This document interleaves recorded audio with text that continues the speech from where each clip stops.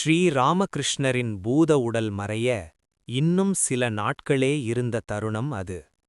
ஒருநாள் அவர் நரேந்திரரை தனது அறைக்கு அழைத்து அவருக்கு எதிரே அமரச் சொன்னார். அறையில் அவர்கள் இருவர் மட்டுமே இருந்தனர். நரேந்திரரின் கண்களை ஊடுருவிப் பார்த்தவாறே ஸ்ரீராமகிருஷ்ணர் மெல்ல ஆழ்ந்த தியானத்தில் மூழ்கினார். திடீரென்று நரேந்திரர் தனது உடலில் ஒரு மாற்றத்தை உணர்ந்தார். ஒரு பலமான மின்சாரம் பாய்வதைப் போல ஸ்ரீராமகிருஷ்ணரிடமிருந்து ஒரு சக்தி தமக்குள் பிரவேசிப்பதை அவர் கண்டார். சிறிது நேரத்தில் நரேந்திரர் தனது புறவுலக நினைவை முற்றிலும் இழந்து ஒரு பேரின்ப நிலையில் ஆழ்ந்தார்.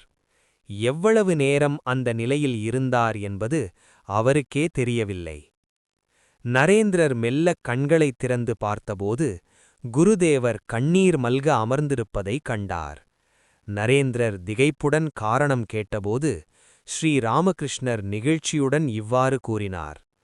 அப்பா நரேன், இன்று என்னிடம் இருந்த ஆன்மீக ஆற்றல்கள் அனைத்தையும் உனக்குத் தாரை வார்த்து தந்துவிட்டேன். இன்று முதல் நான் ஒரு ஏழை பக்கிரியாகிவிட்டேன். என்னுள் இருந்த அந்த மகாசக்தி இனி உன் மூலம் செயல்படும்.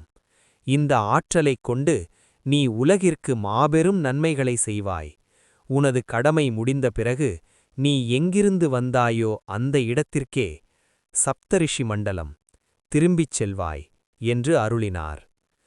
தனது வாழ்நாள் முழுவதும் சேமித்த ஆன்மீக தவப்பயன் அனைத்தையும் உலக நன்மையைக் கருதி தனது சீடனுக்கு வழங்கிய இந்த தருணம் ஆன்மீக வரலாற்றிலேயே மிக உயரிய தியாகமாக கருதப்படுகிறது. இதுவே நரேந்திரர் எனும் இளைஞரை உலகைக் காக்க வந்த சுவாமி விவேகானந்தராக மாற்றிய மகா மந்திரமாகும்.